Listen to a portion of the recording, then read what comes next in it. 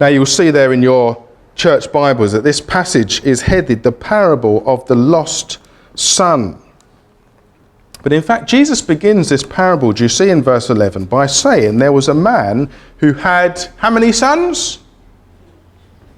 2 sons. So let's observe the first of these 2 sons, whom I'm calling the lost sinner. And we're told about him there in verse 11. But Jesus continued, there was a man who had 2 sons. The younger one said to his father, Father, give me my share of the estate. We've heard a lot about inheritance and inheritance tax in the news recently, particularly with regards to farmers and how it's going to affect them. Well, here is this younger son who did have an inheritance coming to him from his farmer father. But here's the thing. His father wasn't dead yet.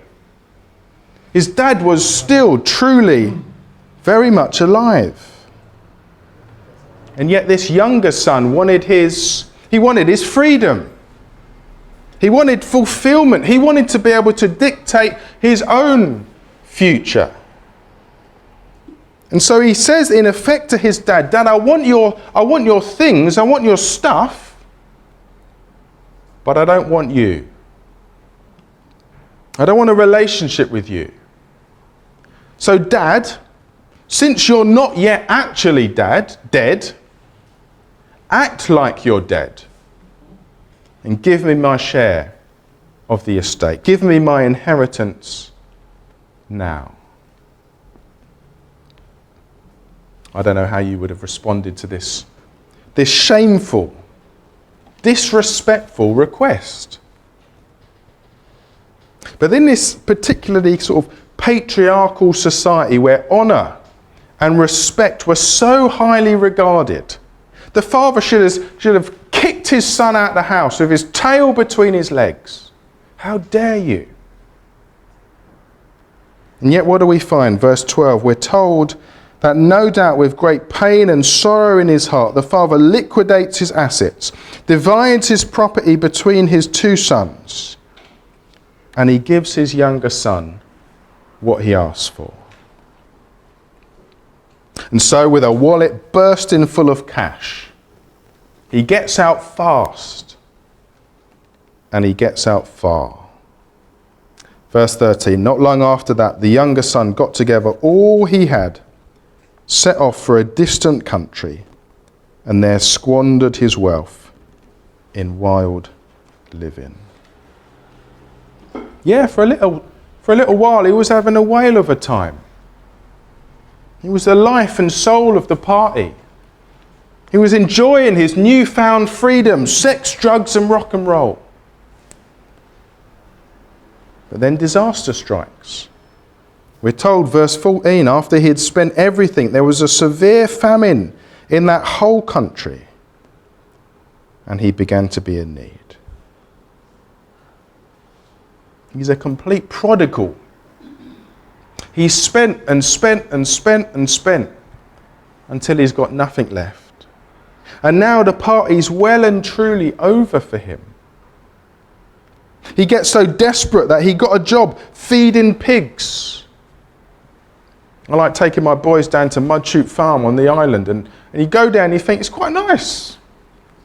Go and get a job on the farm, feed the animals, but quite interesting. But for this Jewish boy, feeding the pigs was the lowest of the low. Disgraceful. And in fact, it gets worse because we're told, verse 16, that he got so hungry, so desperate, so empty, that not only is he feeding the pigs, but he's longing to eat the food he's feeding them. Do you see him there in that pigsty?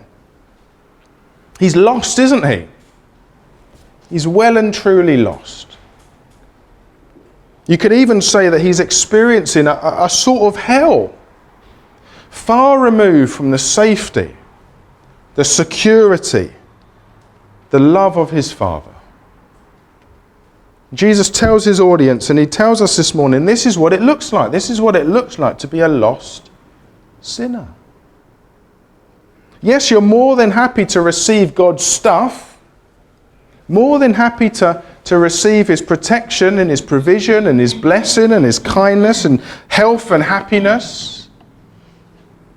But no, you don't want him. You don't want to live as him, as your king. Don't want to submit to him. And so you run as far and as fast away from him as you get. You want to be the master of your own destiny. You want to decide what's right and wrong. And yet we see here that sooner or later, it all leads to a hellish existence. Perhaps in this life, but certainly in the life to come. Given over and eaten up by your own selfish, self-indulgent desires. Robbed of all dignity, peace, comfort. Eternally separated from the safety, the security, and the love of God.